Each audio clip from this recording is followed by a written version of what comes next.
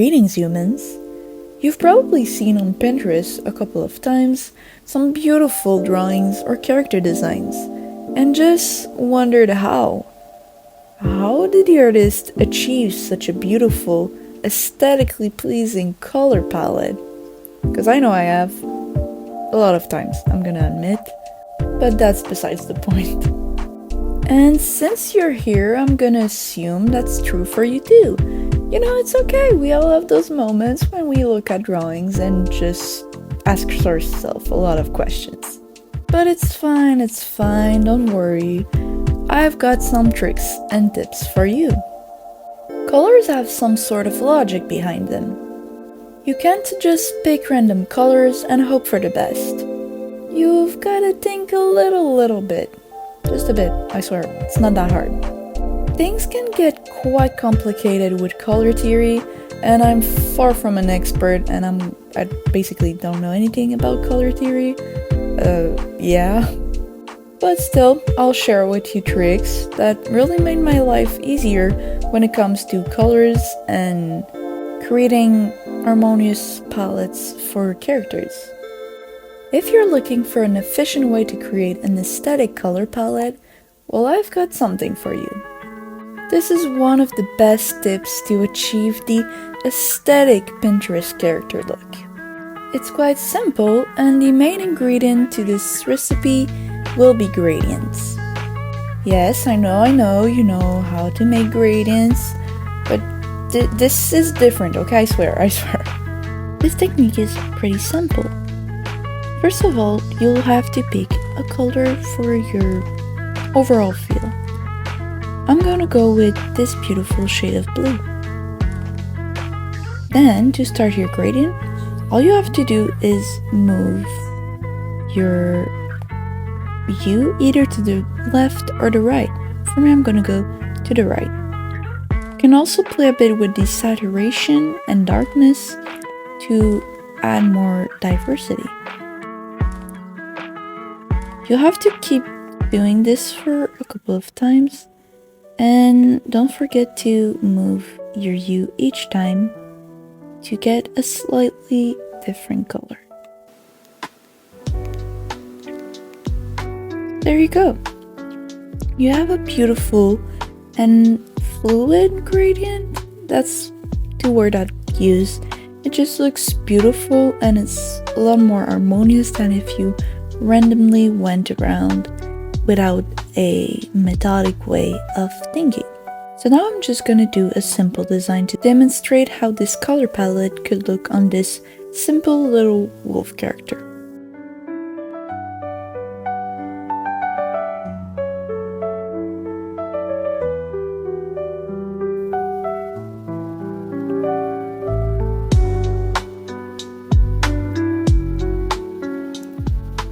So there you go, a simple example of a design you can make with only this color gradient tip.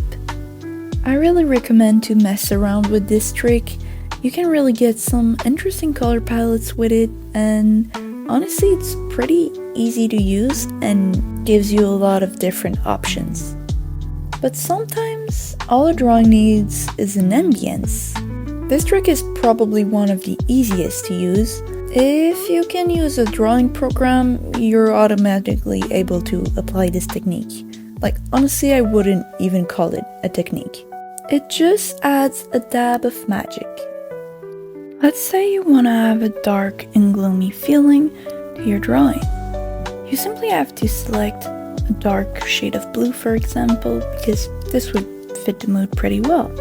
Then you simply have to fill in a full layer with that color. After that, it's pretty simple. You can go into your blend modes and select basically any of them you want. I really recommend trying out different ones and combining them together because they can all give different feelings and results, and you might find something interesting by messing around. But of course, be careful, because if you add too many effects, you're probably gonna end up with something like this, which you probably don't really want. So So yeah, experiment with different layers and blending types, and also don't be shy to use strange colors like green or, I don't know, weird things, Have fun. Sometimes it's hard to make an harmonious color scheme. You could mess around for hours to make that one shade of sage green fit your color palette perfectly, but who has the time? Like, come on, of course I've got a trick for you. If you're really in a rush, you can simply color your character or drawing as you normally would.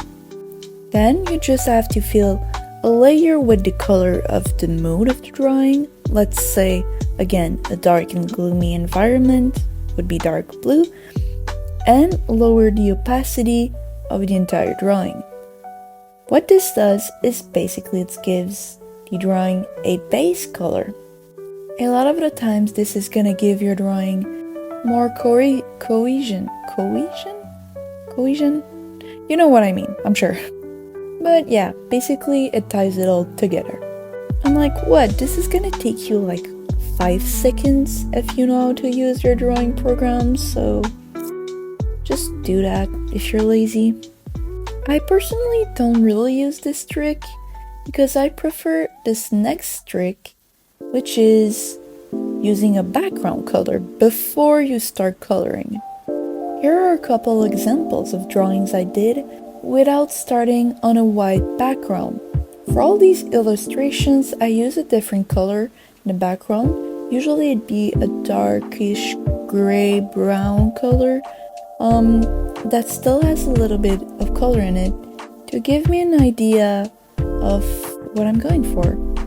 Basically, by doing so, you're just setting the mood.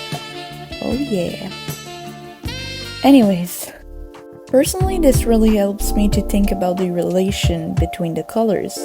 Because if you look at the actual original color of, for example, this green t-shirt on this dog OC of someone, you're gonna notice it's actually a really weird brownish color. But since the entire color palette is pink, it makes it look green. Sometimes the color you think you want to put is not exactly the same on the color wheel because all colors work in relation to one another and you really have to think about that.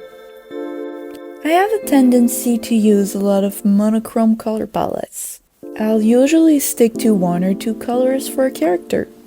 But when you do such a thing, it's really important to think about contrast, especially for characters where the colors are limited. Contrast will increase the readability of your character design or drawing, and it can be used to create different effects. For example, let's take my OC Miyochi. While I was redesigning her, I messed around a lot with her colors, and I played with contrast. Here are 2 different versions of her. One that gives more of a soft and pastel look, and the other one that has a lot more contrast in it. Let's say I picked the first option. It would send the message that this character is soft and has maybe a more quiet personality. As for the second option, it's louder and bolder, which is closer to my character's personality. That's why I picked the second option. So you can see how contrast can really tell a story in a way. But yeah, I won't go further on contrast because I kind of struggle with it sometimes. But, try stuff out and see what works. Honestly, there's no right or wrong way to make a color palette. You just have to find what works for you. These are tricks that worked for me and really helped me making drawings that I liked. Like, come on, just go around and mess around and have fun. It doesn't have to be perfect the first time. Anyways, that's all I've got to give for today. So goodbye, my little human, and may your destinies cross again.